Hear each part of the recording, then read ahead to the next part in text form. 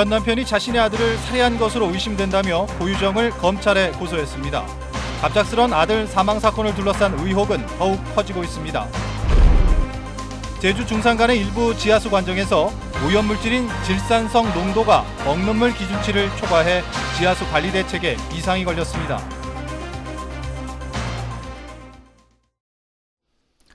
시청자 여러분 안녕하십니까? 뉴스데스크 제주입니다. 고유정과 재혼해 살아온 현 남편이 지난 3월 자신의 아들이 숨진 것도 고유정의 소행인 것 같다며 검찰에 고소장을 제출했습니다. 이 남편은 오늘 처음으로 기자들과 만나 지난 3월 아들이 숨졌을 당시의 경위와 고유정을 고소하게 된 배경을 설명했습니다. 박성동 기자입니다. 고유정의 남편은 오늘 제주 시내 한 카페에서 기자단 대표 2명과 만나 인터뷰했습니다. 촬영과 녹취를 하지 않는 조건이었습니다. 남편은 고유정과 2017년 11월 재혼했지만 이런 존재인지 상상도 못했으며 연락 두절된 고유정을 찾던 중 긴급 체포 소식을 들었다고 밝혔습니다. 또 자신도 고유정도 6살짜리 아들이 있어 둘 다 데려다 키우기로 약속했지만 고유정이 약속 이행을 미뤄 2월 28일 자기 아들을 먼저 데려왔다고 말했습니다. 아이가 2명인 거잖아요. 그래도 돌봐는 한 명 더 있는 거죠. 이제 왔다 갔다 하면서 서로 애기들을 보기가 쉽지 않았다 이렇게 얘기를 하는 것 같습니다. 아들이 온 지 이틀 만에 숨진 것과 관련해 남편은 자신의 다리가 아이 배 위에 있었다는 건 오보라며 이런 얘기를 꺼낸 건 경찰이라고 말했습니다. 또 전날 밤 고유정이 준 차를 마신 건 맞지만 차 마신 뒤 1시간 뒤 잠이 들었다며 아침에 일어나 보니 아들이 침대 아래쪽에 엎드려 있었고 각혈처럼 얼굴 주위에 피가 흘러 심폐소생술을 했다고 말했습니다. 또 6살 아이가 자다가 질식사한다는 게 말이 안 돼 적극적 수사를 요청했지만 청주경찰은 자신만 수사할 뿐 고유정은 한 번도 안 부르다 사건 2달 뒤 참고인으로 15분 조사한 게 전부라고 주장했습니다. 경찰은 국과수에 의뢰해 남편의 채모를 감정한 결과 통상 체내에 1년까지 남아있는 졸피뎀 성분이 전혀 검출되지 않았다고 밝혔습니다. 고유정은 의붓아들이 숨지기 넉 달 전 병원에서 남편 몰래 졸피뎀을 처방받은 바 있습니다. 한편 인천에서 발견된 고유정 전 남편의 시신 추정 뼈 조각은 국과수 분석 결과 동물뼈로 확인됐고 김포와 제주에서 수거한 머리카락도 감정 불능으로 나타났습니다. MBC 뉴스 박성동입니다. 제주 동부경찰서는 고유정 사건의 피해자 시신 수습을 위해 신고자에게 최대 500만 원의 보상금을 내걸었습니다. 경찰은 신고자에게 보상금을 지급하는 내용의 전단지를 제작해 전남 완도군 일대를 비롯한 해안가 주민들에게 배포했습니다. 한편 고유정은 지난달 28일 밤 제주에서 완도로 가는 여객선 항로에서 전 남편 시신 일부가 담긴 것으로 추정되는 비닐봉지를 바다에 버리는 장면이 여객선 폐쇄회로 TV에 잡혔습니다. 청정의 섬 제주에는 화산 안반수인 삼다수가 깨끗한 수질을 자랑하며 전 세계에 널리 알려져 있는데요. 하지만 중산간의 일부 관정에서는 지하수 오염물질인 질산성 농도가 먹는 물 기준치를 초과해 지하수 관리 대책에 비상이 걸렸습니다. 박주연 기자가 보도합니다. 올해 1월 급속여가 시설의 가동을 중단한 한림 정수장.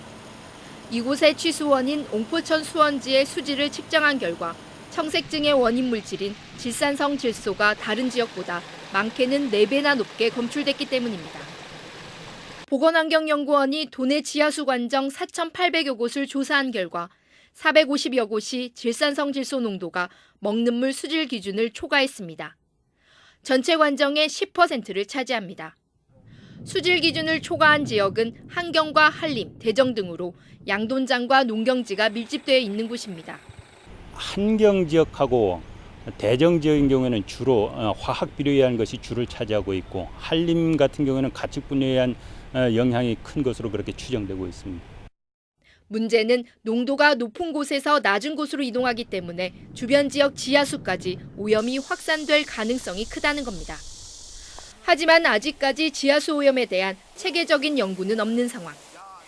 이에 따라 제주도는 토양과 안반층에 축적되는 오염원을 처리하는 방안과 함께 조사에 나설 계획입니다. 오염 경로를 파악을 해서 실제로 그 어느 부분이 가장 많이 오염이 돼 있는지 이거를 파악을 하고 이거를 물리적인 혹은 화학적, 생물학적으로 처리할 수 있는 방법이 있는지에 대해서 지금 연구해 나갈 계획입니다. 외국의 경우 먹는 물 수질 기준으로 지하수를 관리하고 있습니다. 하지만 한국의 경우 공업용수는 먹는 물 수질 기준보다 오염원이 4배가 많은 등 용도별로 다른 관리 기준이 지하수 오염을 확산시키는 게 아니냐는 지적이 나오고 있습니다. MBC 뉴스 박주연입니다. 람사르 습지도시 지역관리위원회는 오늘 제주 동물테마파크 조성사업 승인 절차 중단을 촉구하는 청원서를 원희룡 지사에게 제출했습니다. 이들은 사업자인 대명이 지역관리위원회와 별도의 협의 사실이 없는데도 자신들과 상호발전을 위한 협의를 했다고 명시된 허위 조치 계획을 제주도에 제출했다고 주장했습니다. 이에 따라 제주도지사는 조건부 수용의 전제 조건에 대한 조치 결과를 허위로 작성한 동물테마파크 사업 승인 절차를 중단할 것을 원희룡 지사에게 촉구했습니다.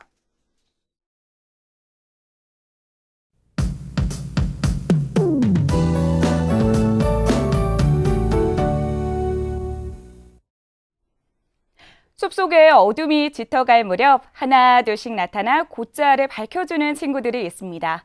바로 반딧불인데요. 오는 7월 14일까지 청수리 곧자월에서 반딧불이 축제가 개최됩니다. 화려한 조명과 소음에 지치셨다면 이번 주말에는 반딧불이와 함께 고요한 휴식 취해보시는 건 어떨까요? 주말 날씨는 휴식을 취하기 더할 나위 없겠습니다. 한낮 기온은 24도 선에 그치겠고요. 하늘은 대체로 맑겠습니다.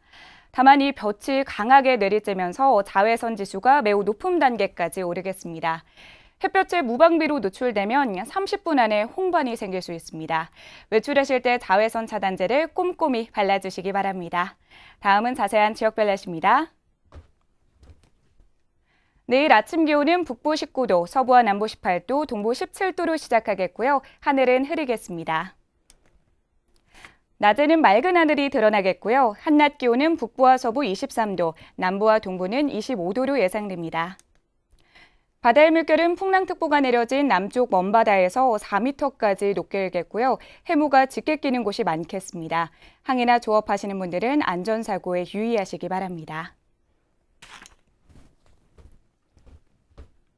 주간 날씨입니다. 다음 주에는 대체로 구름이 많겠고요. 주 후반으로 갈수록 점점 더 더워지겠습니다. 날씨였습니다. 특별자치도 출범 이후 안정적인 세수 확보를 위해 국가가 지원하는 제주 개정이 줄어들고 있다는 지적이 나왔습니다.